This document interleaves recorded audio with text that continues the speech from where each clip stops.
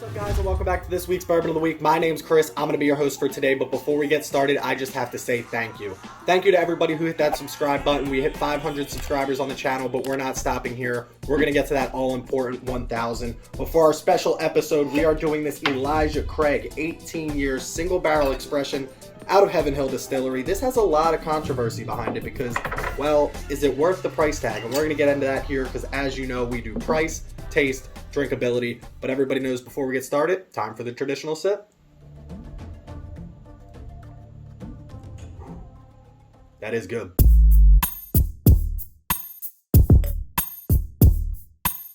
That's right, we're going with the Heaven Hill Elijah Craig single barrel 18 years. This comes in at 78% corn, 10% rye, 12% malted barley. We know that corn's going to give it a very sweet flavor, which I get off the front of this. And price on this, though, is where this is really going to determine whether this bottle is worth it or not. But that's not where we start. We start with drinkability. This is the one knock that this gets, I think. It's only a 90 proof bourbon. Why are they putting it out at 90 proof? I don't really know. A lot of people want it at a higher proof, especially for the money that they're charging on this. But we're working with a 90 proof bourbon, so that's what we're going to go with. Drinkability on this is fantastic. There's no kick at all. You get a little bit of an ethanol kick, obviously, because it has alcohol in it. You're going to have a little bit of that, but for a 90 proof, sips very smooth. It's not the highest proof, so I don't want to give it the greatest score, but at the same time, you can't knock the smoothness. You can't knock the fact that there's no real ethanol on this. Even on the nose, when you smell it, usually you get a little bit of that in the nose where you don't really like that smell, but for this, it's fantastic across the board. I'm going to give it like an 8.7, just because it could be up a little bit higher on the proof scale so you can get your bang for the buck, but I think an 8.7 is a fair spot for it. So like I said, it's 78% corn. It's very sweet on the front. Very vanilla-y, very caramely, a little bit of brown sugar, and then it's very fruity. It's definitely got a fruit kick, maybe even like a little bit of a citrus kick, like an orange, something like that. Definitely a little bit of apple. So when I first tried this, when I first smelled this, and I first tasted this, I thought apple. I don't know why, just really kind of what jumps out at me on that fruity note kind of flavor. But then that goes away pretty quickly and you get straight into this oak. And I expected a lot of oak, which is crazy because there's not a lot of oak on the nose, but it opens up pretty well into an ending finished oak here, which is what you expect for an 18-year-old bourbon. It's not overwhelming. It's not too much oak, especially for me. I don't like a lot of oak, but that's really what I'm going. I'm going green apple / Granny Smith apple sweetness. You know what else I get on this now that I'm letting it sit in my mouth? It's a little bit of a honey, it almost has the texture of a honey or a syrup or something like that. It's a little bit light. Obviously, they water it down, so it doesn't have the full effect that I think these flavors could truly have if they did proof this up a little bit more. But that's what I got. I've got sweetness on the front, obviously, because of that 78% corn. Apple, fruit, citrus, orange, something along those lines. Dissipates pretty quickly straight into that oak, and it's almost dry.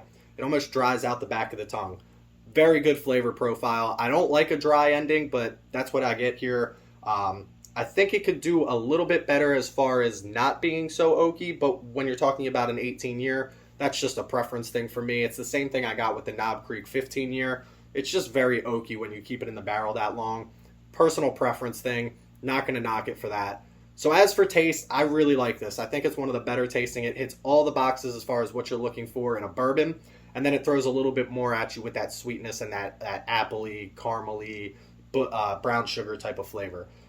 As for this, I'm going to give it let's give it like a 9.1 when it comes to taste. And as you all know, last but certainly not least, that's going to get us into price on this. This MSRP is at a crazy $150, and I don't know why anybody would pay that.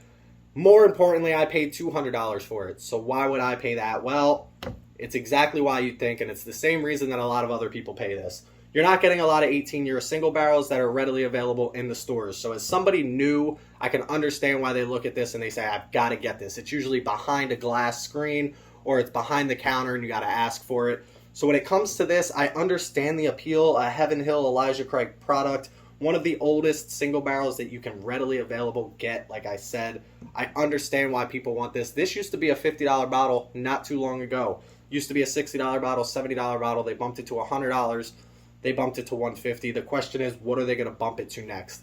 I can promise you I will leave this on the shelf every day at $200, and a lot of other people will as well, because here in Pennsylvania, they're trying to give it away. It used to be an allocated bottle, used to be behind the glass, used to be behind the counter. Now it sits out on the shelf. They're actually talking about putting it on the website so they can ship it out to people. That's how bad they are down on getting this bottle out.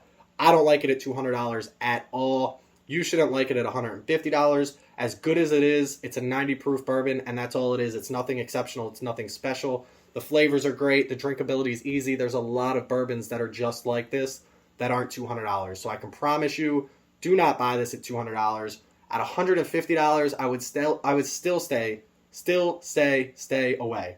$150, I would stay away from this all day. If you really want to try it, go out. I'm sure one of your local places have it. Buy a glass of it first before you shell out that kind of money, because unlike me, I learned my lesson the hard way, and that's what we're here for. $200 is what I paid, so that's what we're going to go with on this channel. I'm going to drop this down at like a 5.0 when it comes to price on this. Would not pay, do not recommend. Great bourbon, not worth the price. 5.0. So as usual, while I add these scores up, let's send it over to this week's Bourbon Bomb of the Week, because we like to learn something on this channel as well. Cheers.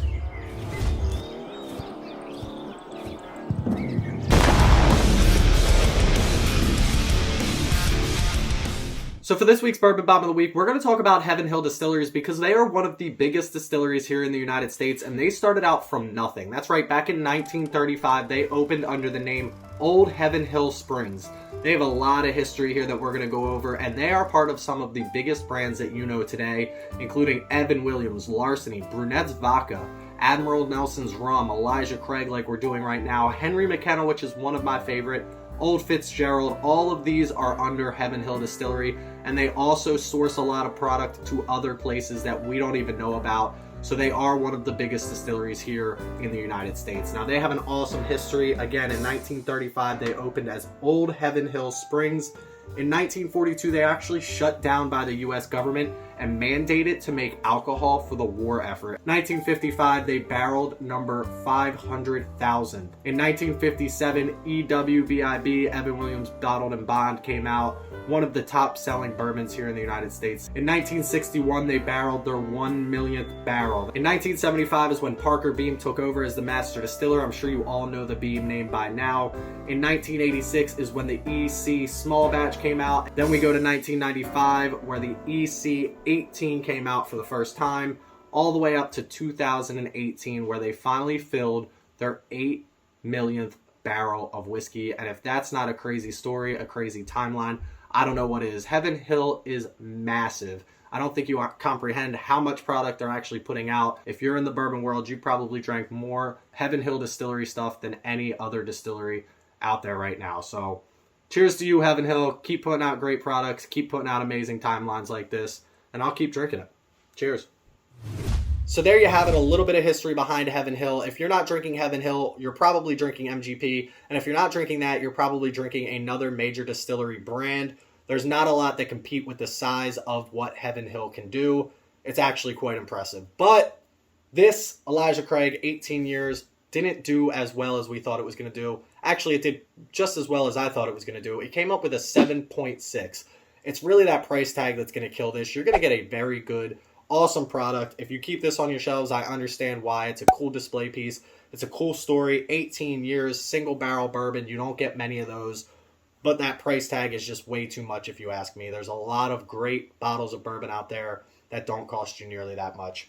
But that's where we're going to leave it today. Make sure you check me out on Instagram at Bourbon of the Week. Every Tuesday we drop an image of the bourbon that we're going to review that very next day. You can go on and guess, and I'll shout you out at the end of each episode if you win, as well as put you in a drawing to win a prize at the end of each month. This week we have our winner coming up right now. I'll catch you guys next time. Please don't drink and drive. Drink responsibly. Stay healthy. Stay happy. Stay drinking. Cheers, y'all.